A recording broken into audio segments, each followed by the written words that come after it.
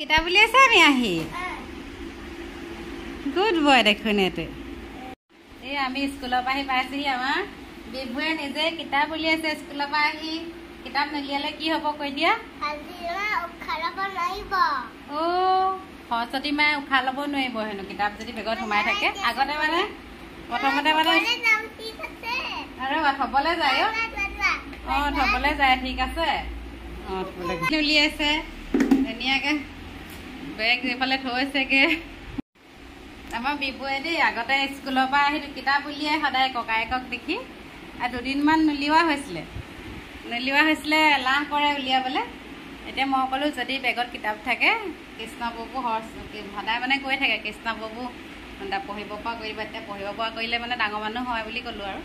এতিয়া পঢ়িব পৰা কৰি দিবা সেইকাৰণে কৃষ্ণপ্ৰভু হেনো উশাহ নাপাব সেইকাৰণে কিতাপ বেগত নথয় কি হ'ব কৈ দিয়া কাপোৰ খুলিছে আমাৰ এইটো গুড বয় চবে আশীৰ্বাদ কৰিব দেই ডাঙৰ মানুহ হ'ব এইয়া ঘামচি উঠি গোটেই মুখত আই নিচিনা হৈছিলে এটা কথা যদি ৰুটিন মতে ডেইলি কাম নকৰে ৰাতি মানে দেউতাকে মানে দুটা পিগি বেংক আনি দিছে ৰাতি 9টা বজাত মানে সদায় 10 টকা দিয়ে যদি ৰুটিন মতে কাম কৰে আৰু যিদিনা জিৰ' ৰুটিন মতে যদি কাম কৰে তেতিয়া 10 টকা পাব আৰু যদি কাম নকৰে 0 পাব সেইকাৰণে সদায় ৰুটিন মতে কাম কৰে আৰু মোবাইল চাই ভাত নাখায় গুড বয় মোবাইল চাই ভাত নাখায় হয় নাই মোবাইল চাই ভাত খালে চুৰেলৰ পেটলৈ যায় মাম হয় নাই মোবাইল চাই মাম খালে কি হ'ব কৈ দিয়া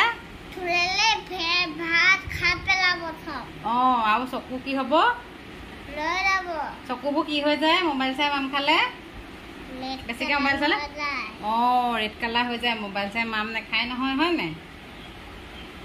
সেইটো কথা আমাৰ দাঁত সৰিলেই আমাৰ তেনেহ'লে বাই বাই কৈ দিয়া চবকে ইমান গৰম উঠিছে স্কুলৰ পৰা আহি কাপোৰ চাপোৰ খুলি লওঁ